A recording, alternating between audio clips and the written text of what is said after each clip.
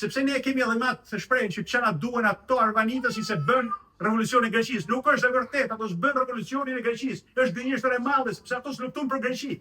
Ato luftuan për tokat e të parëve tyne, për varret e gjyshave tyne. Ato nuk imagjinonin, nuk ishte në projekt një shtet grek.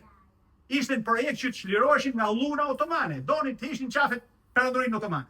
Dhe ato luftuan me shpirt, me zemër, dhanë gjithçka për të çliruar tokën e të parëve tyne. Sepse ajo ishte toka e parëve tyne, ajo ishte arbëria tyre. Aq sa shteti i parë grek është quajtur në momentin e krijimit Nea Albania. Albania re. Pavarësisht se rollën ngjarjet, pavarësisht se si u transformuan ngjarjet, okay? Kryeministri i parë ishte Kapodistria, kryeministri i parë i shtetit grek, ishte një arvanitas. Pra, gjithë kur luftoi Marko Boçani. Marko Boçani e mësoi greqishten në moshë të rritur, nuk dinte fare greqishten, e mësoi moshë të rritur dhe bëri edhe një fjalor për të ndihmuar shokët e tij se nuk dinin as ato greqisht fare. Bëri një fjalor shqip greqisht dhe është akoma sot. Bëhet fjalori Marko Boçani. Marko Boçani luftoi për suljotët.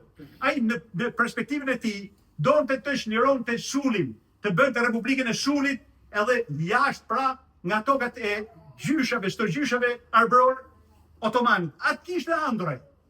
Po s'kishte idenë e shtetit grek, nuk ekzistonte, ishte absolutisht as e mencionuar, nuk ishte as e përmendur fare. Kështu ishte puna edhe në Italinë atë kohë. Gjithë këto njerëz që luftuan për të bashkuar Italinë sepse ky ishte toka tyre. Këtu jetonin, këtu kishin varret e gjyshave.